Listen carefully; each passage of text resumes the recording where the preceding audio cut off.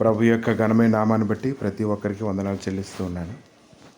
1 సమూయేలు గ్రంథము 2వ అధ్యాయము 12వ వచనం నుంచి కొన్ని వచనాలు చూసినప్పుడు, ఏలీ కుమారులు యెహోవాను ఎరగిన వారే మిక్కిలి దుర్మార్గులై ఉండిరి.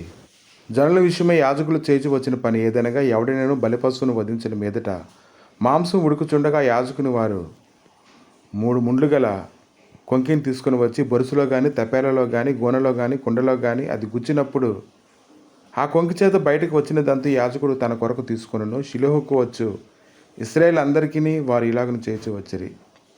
ఇదియుగాక క్రొవ్వును దహింపక మునిపై యాజకుని పనివాడు వచ్చి బలిపశువును వధించువానితో, యాజకునికి వడ్డించడానికి మాంసాన్ని ఉడకబెట్టిన మాంసం అతని యొద్ద తీసుకోండు, పచ్చి మాంసమే కావాలని అతనితో చెప్పుచూ వచ్చెను.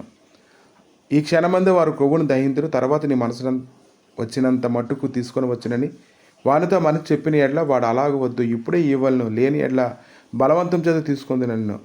అందువలన జనులు యెహోవాకు నైవేద్యం చేయటి అంత అసహ్యపడుటకు ఆ యవనులు కారణమైరి. కనుక వారి పాపం యెహోవా సన్నిధిని బహు గొప్పదాయను. ఇదంతా ఏలీ వింటూ ఉన్నాడు. ఏలీ వినినప్పుడు వారిని పిలిచి అతను మాట్లాడుతూ ఉన్నాడు, మీరు చేస్తున్న చెడ్డ కార్యాలు నాకు వినబడ్డాయి. ఇలాంటి కార్యాలు మీరు ఎందుకు చేస్తూ ఉన్నారు?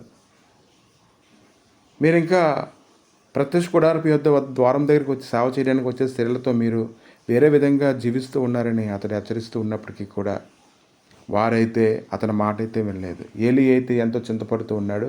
బాహ్యంగా తన కుమారులు చేస్తుందంతా అందరికీ తెలిసిపోతుందని అతను దుఃఖపడుతూ ఉన్నాడు. కనుక ఈ దినాన్ని మనం ఒక సంగతి గ్రహించాలి. బాహ్యంగా చేసేటువంటి పాపాలు మనుషుల కొరకు మనం ఒప్పుకుంటూ ఉన్నాము, కానీ రహస్యంగా చేసేటువంటి పాపాలు భక్తుడైతే అంటూ ఉన్నాడు, దేవా నీ ముఖకాంతిలో మా రహస్య పాపములు కనబడుచున్నాయని అతడు మాట్లాడుతూ ఉన్నాడు. కీర్తనల గ్రంథము 90వ అధ్యాయం 8వ వచనములో, మా దోషములను నీవు ఎదుటి ఉంచుకొని ఉన్నావు, నీ ముఖకాంతిలో మా రహస్య పాపము కనబడుచున్నది. దాని సంగతి ఏంటి?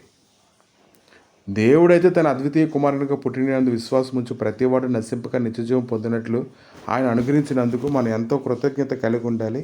బాహ్యంగా కనిపించేటువంటి పాపాలు కాదు, హృదయంలో చేస్తున్నటువంటి ఎవరికీ కనబడకుండా రహస్యంగా చేసేటువంటి పాపాలను కూడా ఈ దినాన ఆయన సన్నిధిలో ఆయన ముఖకాంతిలో మనం ఒప్పుకోవాలి. అది చిన్నపిల్లలైనా, యవనస్తులైనా, పెద్దవారైనా అది అలవాటుగా చేయడం కాదు, కానీ హృదయపూర్వకంగా ఆయన సన్నిధిలోని మనం ఒప్పుకోగలగాలి.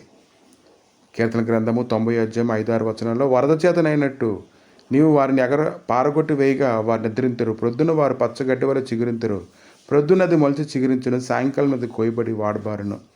కనుక గడ్డి అనేది అది తీవ్రమైనటువంటి ఎండకి రకరకాల పరిస్థితులకు అది వాడిపోతూ ఉంటుంది.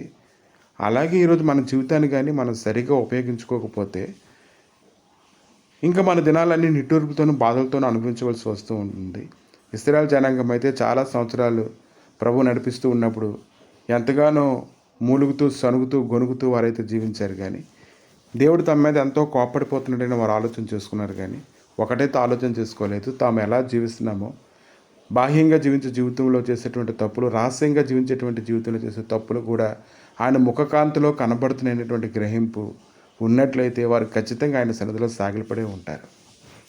కనుక ఈ దినాన దేవునికి మరుగైనది ఏదీ లేదు. కాబట్టి నువ్వు కుటుంబంతో కలిసి ఆయన సన్నిధిలో నువ్వు గడుపుతున్నట్లయితే, కుటుంబ ప్రార్థన నువ్వు ఖచ్చితంగా చేయడం కానీ అలవాటు చేసుకున్నట్లయితే, దేవుడు అన్ని విషయాల్లో నిన్ను రహస్యంగా నువ్వు జరిగిస్తున్నది, బాహ్యంగా జరిగిస్తుంది కూడా నీకు ఖచ్చితంగా ఒప్పిస్తాడు. అలా ఒప్పించడం వల్ల నువ్వు ఖచ్చితంగా ఆయన దృష్టికి యోగ్యురాలుగా నువ్వు ఉంటావు. కాబట్టి దినాన్ని గ్రహించండి, ఆయన దృష్టికి మరుగైనది ఏదీ లేదు.